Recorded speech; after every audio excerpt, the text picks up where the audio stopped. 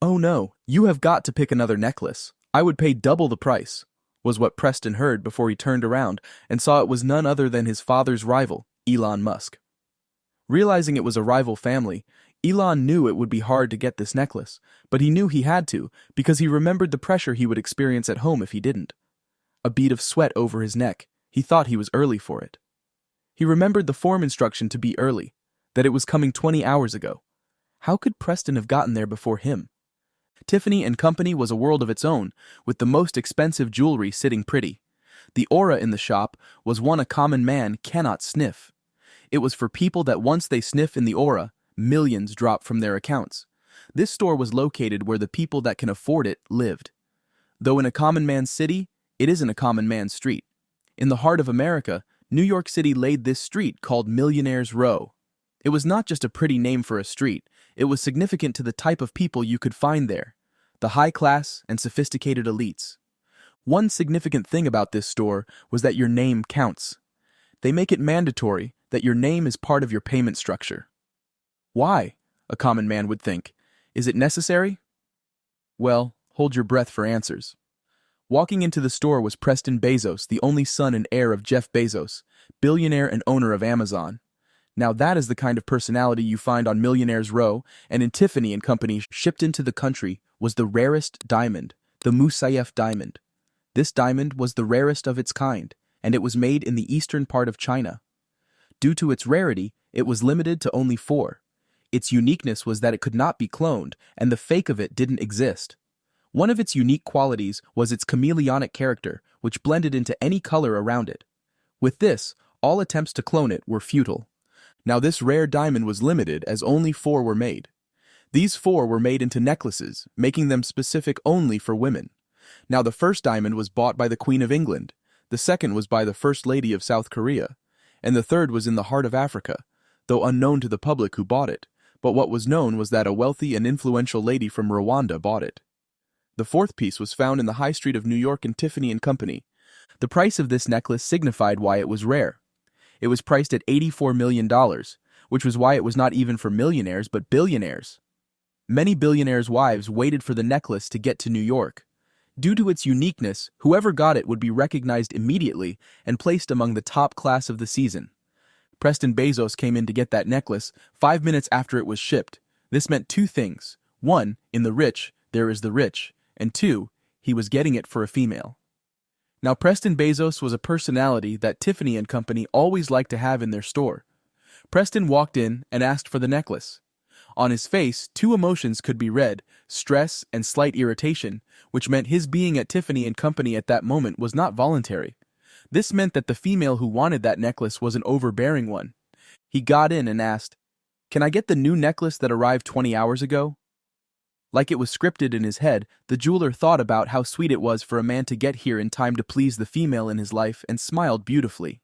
He texted someone with a look that said, "Eventually." They brought out the fine piece of jewelry. He wondered why such a little round piece could cost an arm and a leg. Yes, he was born into a family that could never know the meaning of lack, and money was also not a big deal. If there was anything, money was always available to be spent. However, Preston never fancied the rich life. With his simple t-shirt and joggers, he was ready to start his day. Unfortunately, with this kind of wealth came different rules, and your choice of clothing also applied. Preston knew how his society worked. You never stop making more so you never leave the chain. As much as Preston was always tired of the cons of this life, he didn't undermine the pros either. This life brought comfort, not just any comfort, but the one that assured your future generation. Preston wouldn't lie that his life was one he would trade, but he also couldn't deny the stress that came with it. Was it the mindset people always had of him, or the look he got that said he was a spoiled brat? Being the only son and child of his billionaire wealthy father. His father, Jeff Bezos, had always been that father who would never say no to his only son and heir. Did Preston ever take advantage of that? 1,000,000 times yes, but that didn't still make him spoiled. Preston's relationship with his father could be termed the perfect father-son duo. He knew the responsibility on his shoulders and knew he had to make his father proud. So, when he turned and saw his father's rival Elon Musk talking about doubling the price for that neck piece, he scoffed, but wondered what could make the owner of Tesla in Tiffany and Company bargain for the last piece of this jewelry. He could sense he was in the same dilemma. He knew someone else was pressuring the billionaire for this same neck piece. Preston's scoff was met with eyes that had both irritation and desperation in them. He wanted to be kind and let it go for this billionaire. However, he knew better than to unleash unrest into his life. He loved the peace he was having. He was certain he was not ready to jeopardize it, not even for this desperate billionaire in front of him. His father, who had been proud of him for years, would be so disappointed hearing that he had let go of something like that for his rival. Conversely, Elon knew he would be in a serious situation if he didn't get that necklace. Another wave of unease hit him because he knew the person in front could not be bought. Immediately, Elon received a call. He was frightened thinking the news had gotten to her that he could not secure the diamond. Of course, Tiffany & Company has a working air conditioner. Elon had visible sweat all over his face, making Preston wonder what could make such a well-known and respected man crumble because of a necklace. Elon knew this was the only chance he had at getting her back, or else he would lose her and everything. He knew this was the only way to clear the mess he created, regretting his past decisions. He knew full well that he had to devise a way to get the person opposite him to give him that neck piece. Elon knew nothing would make this man give him the piece, so he tried giving him his supposed side of the story. Before he could think of an approach, Preston approached him first. Preston could see the numbness of fear in his eyes, like a man about to lose it all, so he approached him first with a smile. He thought, "He is my father's rival, not mine." He said, "Mr. Musk, can you sit for a moment? You seem distressed," he said. Elon followed him like a puppy to a seat. He sat, asked for water, and took 2 gulps like someone being pursued by an army of robbers. He looked at Preston and then began, "I know my story is everywhere on the internet, and if I start this conversation, you will find many common things you have heard before, but I have a purpose for telling you this." Preston nodded and gave him the go-ahead to continue with his words. Elon sniffed in, and then breathed a sigh of uncertainty in hopes that this young man would be able to resonate with him and eventually help him. "I'm not going to give you the backstory of how I made money. I am giving you the backstory of how I am about to lose everything I have worked for." It all started in 2013, when he was already in the game of making millions. At that time, his fame was not as wide as this, but he was still famous as one of America's youngest millionaires. Rushed with the adrenaline to make a difference and give the world a solution, Elon barely had enough time for his own life. He had just come out of a bad marriage, so he decided to give his all to making and manufacturing what would make the world easier and faster. He wasn't looking for love. Flings maybe, but love was not on his timeline at that time. So Elon guarded his space with people who also wanted to make a difference and be known for their differences. On a particular day after a long day at work, he was going to his usual place of relaxation, a small pastry shop owned by Elon's nanny when he was small. He could not get over his nanny's cooking, so when he grew up, he had to trail her to continue the sequence. Moreover, no one could beat the pastry that his nanny made, according to Elon. She was basically like a mother to him. Elon called the shop his safe space, where he came to unwind about the day and rest before returning home. This particular day, Elon walked into the shop and got to his usual seat at the back, where no one could notice anyone was there. He loved this space because it was not easily seen. However, on getting there, he met a woman sipping coffee and having cookies. He was confused about whether to ask her to leave as it was supposed to be reserved for him, or just walk away without contact. He chose to walk away, but while going, the woman spoke. "Are you the one this space was reserved for?" she asked. She then told him she was just staying there for the meantime as the shop was unusually full that day. She stood up, and then Elon saw her and realized she was beautiful with the right curves. His brain was faster than him. He let out a wow and smiled like a lost puppy. She smiled because his reaction was unexpected. Immediately, Elon recovered and put on his straight face, saying thank you to her. She replied with a warm smile and went out of the shop, leaving Elon perplexed at her. He started to chant his mantra that he was not interested in love right now, and he was focused on building more technologies. Weeks passed, and Elon's thoughts lingered on the perfect lady he had met, hoping to see her again. He frequented the coffee shop more than usual, but he did not see her, not even her shadow passing by. So, after a month, she slowly faded away from his intellect, and he seemed to gain focus back on his goals. Elon continued his rigorous work activities while forgetting about the encounter with the lady in the cafe. A year after Tesla was in high anticipation, Elon finally completed his Tesla project. The Tesla car was one of the top cars to be produced, and it used electricity and had autopilot.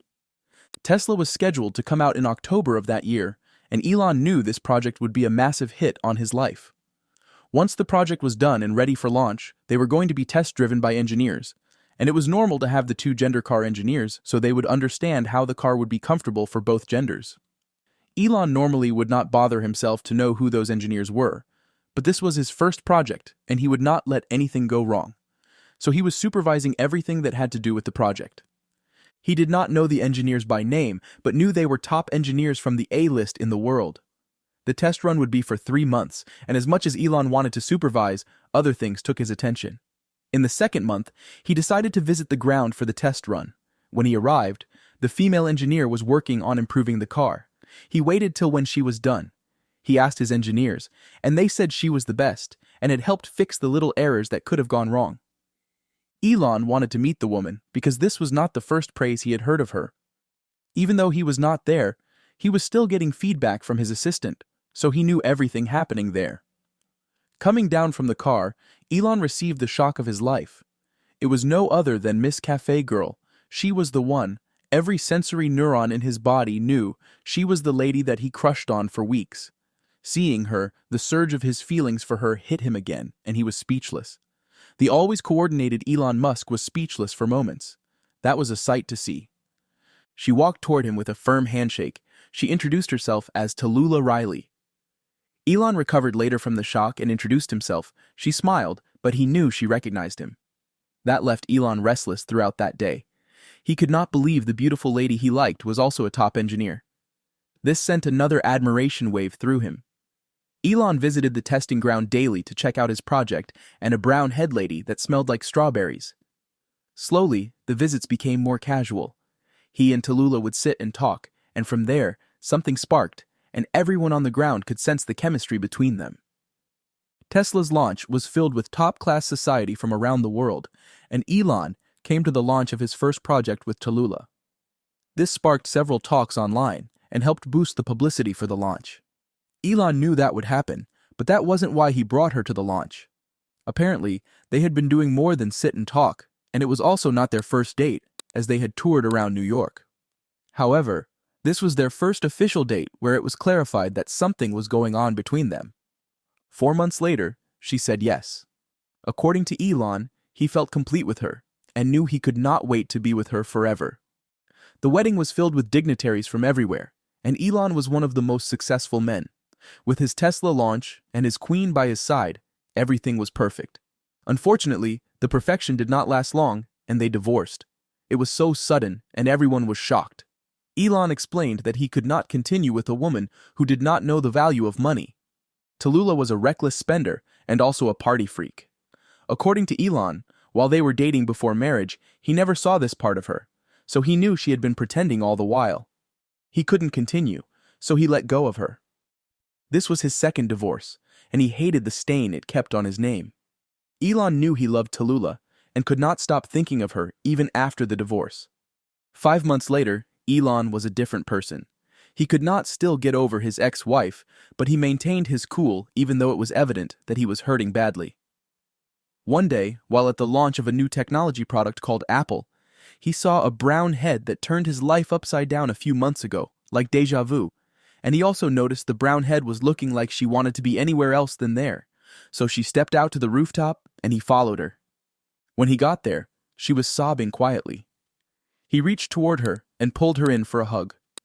As if reaching for safety, she hugged him so tightly that they knew their love story had not ended. Of course, it was his ex-wife Tallulah. 5 months after they were back together and had a second wedding. This time, it felt like she had changed completely. She didn't even go to parties except with him. It felt like life was smiling with Elon once again. He was grateful for this second chance. However, as they say, a leopard doesn't change its spots.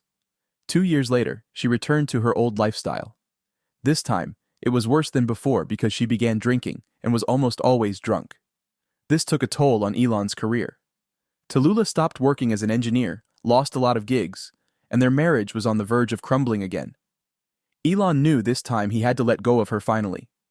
He said one time that he threatened her with divorce and she was unbothered. Then he knew the ship had sunk. Like a huge blow, they had a second divorce. Elon handled it so well this time that it was hard to know he was going through a divorce. He picked up the pace and launched another new technology, and he was on Forbes' list of the top 10 richest men in the world. Hearing this, Preston looked at Elon with compassion. He saw a broken man. Elon looked up and said to Preston, "She is back a third time, and this time it is to take me down." Preston asked how. After years of divorce, Elon met Tallulah at the launch of the 20th technology he produced. The uneasiness he felt after not seeing her for years settled into his system, so he took an excuse from one of the investors he was conversing with and went to his penthouse office to get himself together.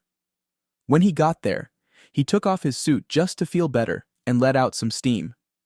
After a few minutes, he smelled the whiff of the strawberry scent that he knew no matter where he went. He turned back and saw her standing behind him. He asked what she was doing there. She said, "I came to apologize for all I did those years. I've been to rehab and I'm better." Elon did not know what to say to the woman who tore his heart. He knew better to resist her advances. All he knew was she placed one hand on his chest, and the rest was history.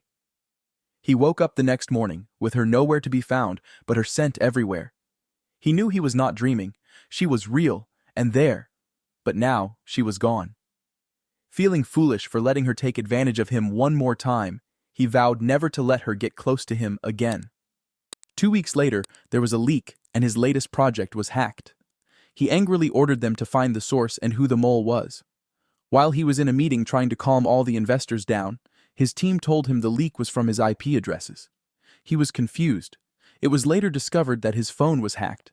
It dawned on him almost immediately that it was Tallulah. He was angry that all the love he had turned into hatred, and he felt betrayed and stabbed. He went to find her, and when he saw her, she was at a pool party with younger men around her. When she noticed him, he saw the flint in her eyes. This made him know for a fact that she had done it. As if the betrayal could not be less, he discovered she had hacked a lot more, which could cost his entire company.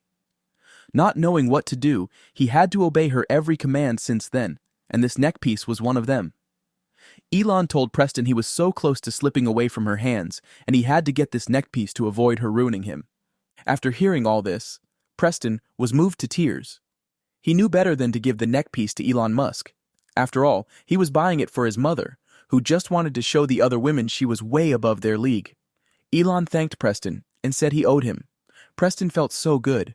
Even when his mother questioned him and was angry with him for losing the necklace, he didn't feel bothered. Instead, he felt accomplished.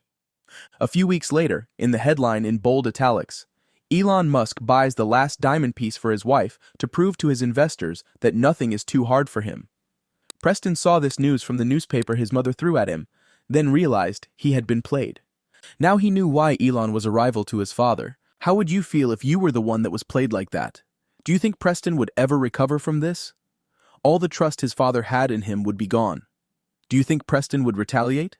Drop your thoughts in the comments. If you learned anything from this video, like, share, and subscribe to this channel. Also, turn on your notification bell for notifications about new videos.